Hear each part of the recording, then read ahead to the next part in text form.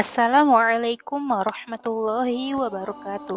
Sahabat muslim, kembali lagi di channel Jejak Ilmu, berbagi ilmu melalui kisah. Kali ini kita akan membahas cerita tentang bagaimana kebijaksanaan yang dilakukan Khalifah Umar bin Khattab radhiyallahu anhu telah membuat seorang Yahudi memutuskan untuk masuk Islam. Dalam buku Kisah Keadilan Para Pemimpin Islam, tulisan Nasiruddin diceritakan, setelah tidak lagi bergabung dengan tentara muslimin, Amr bin As dipercaya Khalifah Umar bin Khattab menjadi gubernur Mesir. Beliau menjadi pemimpin umat Islam di sana, serta berdakwah mengajak kepada siapa saja untuk beriman kepada Allah Subhanahu wa taala.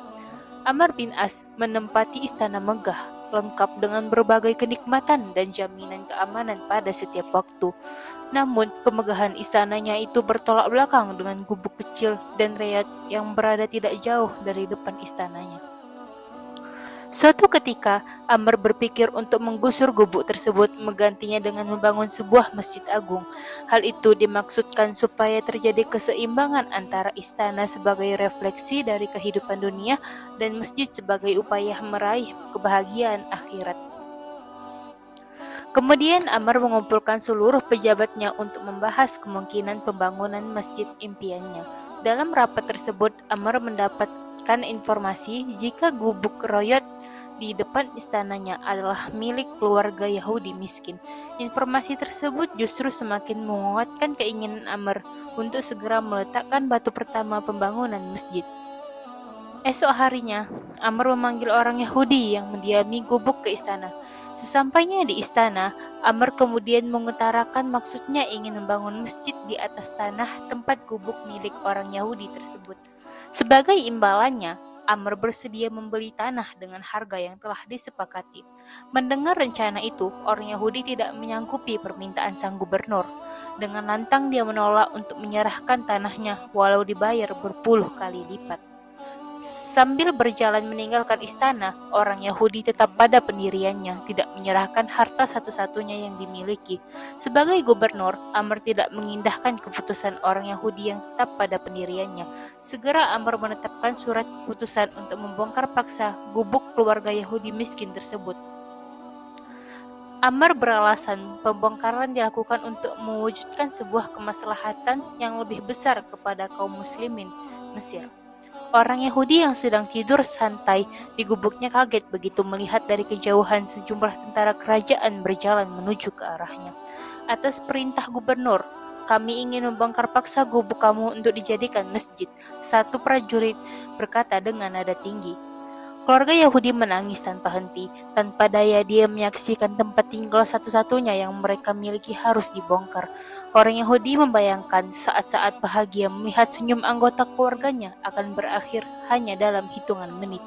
Di tengah perasaan sedihnya tersebut, tiba-tiba orang Yahudi teringat akan pemimpin tertinggi umat Islam, Khalifah Umar bin Khattab yang berada di Madinah. Tanpa pikir panjang, segera dia berjalan menuju Madinah untuk meminta keadilan atas keputusan gubernur Amr. Namun, dalam perjalanan, orang Yahudi berkecil hati ketika membayangkan sosok Umar bin Khattab.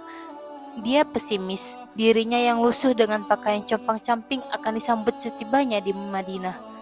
Terlebih keluhannya didengarkan oleh seorang tokoh besar muslimin. Dengan perasaan gundah, orang Yahudi tetap berjalan ke Madinah menjajal keberuntungan nasibnya. Sesampainya di Madinah, semua yang dia takutkan tidak terjadi.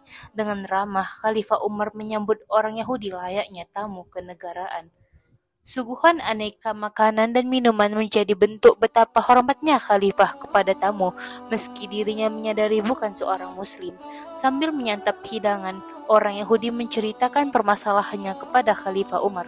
Di akhir pembicaraan, Umar meminta orang Yahudi untuk mengambil sepotong tulang busuk yang berada di tempat sampah tidak jauh dari tempat ia duduk. Dengan keraguan, orang Yahudi menuruti permintaan Umar. Di tulang busuk itu, Umar kemudian mencabut pedang dari selongsongnya dan menggoreskan garis lurus pada tulang busuk.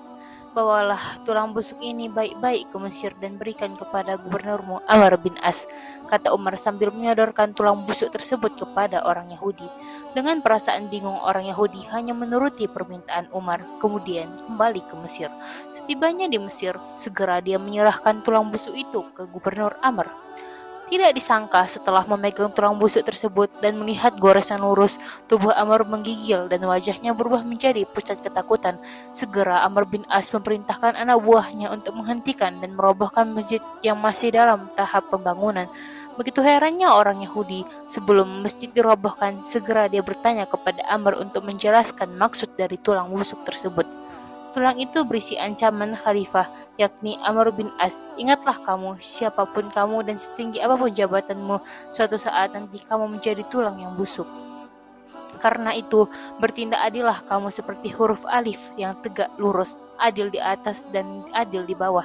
Sebab jika tidak, ku tebas batang lehermu, kata Amr bin As. Segera orang Yahudi tersebut tertunduk haru. Ia kagum akan sikap kepemimpinan Khalifah Umar dan keadilannya yang tidak pandang bulu.